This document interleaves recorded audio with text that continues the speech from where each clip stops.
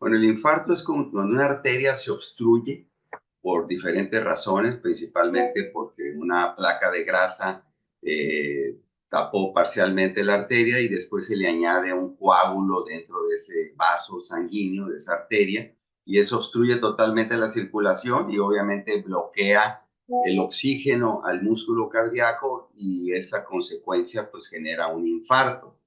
Ahora, la angina de pecho es cuando el bloqueo es parcial, no se obstruye totalmente la circulación, sino que se obstruye momentáneamente, vienen molestias, que más adelante podemos explicar cuáles son esas molestias. Entonces, falta la circulación en forma transitoria por minutos, vienen molestias que al poco tiempo desaparecen y vuelven a aparecer en diferentes momentos, ¿no? Las denominamos angina de pecho estable o crónica o la angina de pecho inestable o aguda, ¿verdad? La inestable es la que más nos preocupa porque esa angina, si no se trata, si no se atiende, pues puede llevarnos a un infarto, ¿verdad? Mientras que la angina crónica o la angina más estable, pues esa es muy manejable con medicamentos y es de menor riesgo. Es, digamos, que nos dan la oportunidad de poderla atender de una manera más tranquila.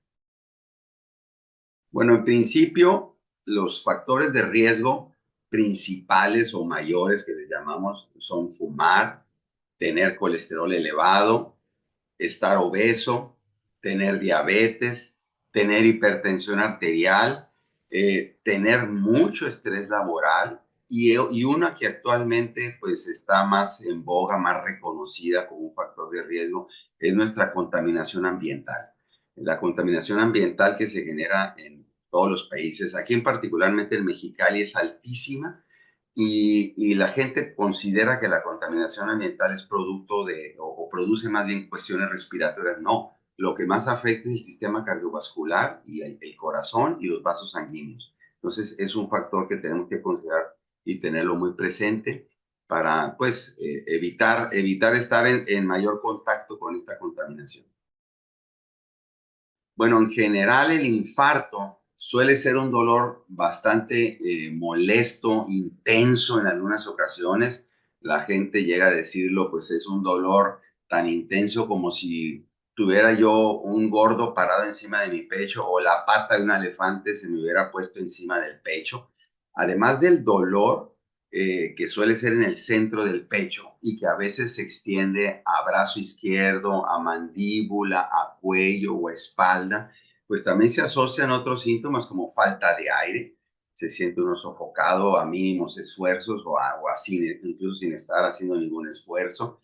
Hay sudoración profusa, la espalda, la frente, por otro lado, también se pueden presentar ganas de vomitar, etcétera, junto con este dolor intenso. Suele ser un dolor muy intenso y de duración prolongada. Hablo de mínimo de 1 a 2 horas de duración.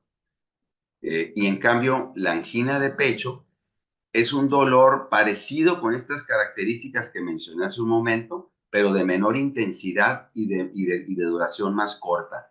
Suele ser de 5 a 10 minutos de duración, pasa el dolor y el paciente como que se siente reconfortado y desgraciadamente mucha gente no atiende estas molestias.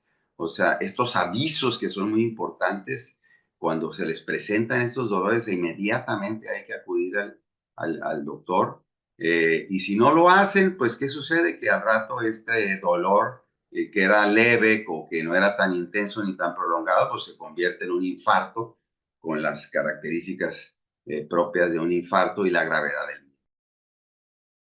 Bueno, lo más sencillo es ver al paciente, hablar con él, que nos diga cuáles son sus síntomas. Claro, esto se tiene que hacer rápido porque si está teniendo un infarto no podemos entretenernos mucho.